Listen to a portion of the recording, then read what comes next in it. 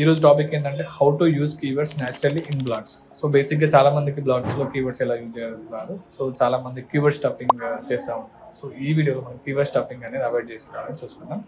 So బ్లాగ్స్లో కీవర్డ్స్ని stuff చేస్తున్నారు మీరైతే ఈ వీడియో మీకోసం. గూగుల్కి అసలు అది యాక్సెప్ట్ చేయదు, సో నచ్చదు, సో ర్యాంకింగ్స్ ఉండవు మీకు ఎస్ఈఓ సైడ్ నుండి.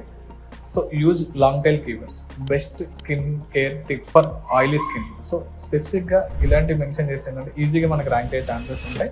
సో ప్లేస్ స్మార్ట్లీ, లైక్ ఎట్లా అంటే ఇప్పుడు టైటిల్లో ఫస్ట్ పారాగ్రాఫ్లో యాడ్ చేశారు కీవర్డ్స్ని, హెడర్స్లో యాడ్ చేసుకోవచ్చు, కన్క్లూజన్స్లో కూడా మనం యాడ్ చేసుకోవచ్చు. థర్డ్ పాయింట్ ఏంటంటే use synonyms or variants. Like example ఇప్పుడు బై అనే వర్డ్ ఉందనుకున్నాం, దాన్ని మనం పర్చేస్ లాగా అనుకోవచ్చు. సో ఇప్పుడు గూగుల్ ఎలా అర్థం చేసుకుంటే రెండింటిని same Google understand both same అలానే అర్థం చేసుకుంటారు. సో ఫోర్త్ పాయింట్ ఏంటంటే right for human first. Robot లాగా రాయకండి అసలు, మొత్తానికి స్మూత్ అండ్ న్యాచురల్గా ఉండాలి సో లాంగ్వేజ్ అనేది. సో అప్పుడు ఈజీగా మన బ్లాగ్ అనేది కీవర్డ్ స్టఫింగ్ నుండి అనేది ఉండదు. So fifth one, avoid over repeating. Same కీవర్డ్స్ని ఎవ్రీ సెంటెన్స్లో వాడకండి. ఎవ్రీ 100 to 1500 ఈజ్ ఎనఫ్ అండి. అంటే 100 నుండి 1500 వర్డ్స్లో మనం కీవర్డ్స్ వాడుకుంటే కీవర్డ్ స్టఫింగ్ అనేది ఉండదు.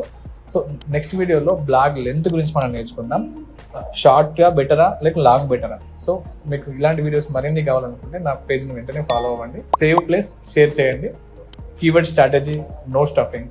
సో ఇలాంటివి చాలా విషయాలు మనం డిస్కస్ చేసుకుందాం. Thanks for watching this video.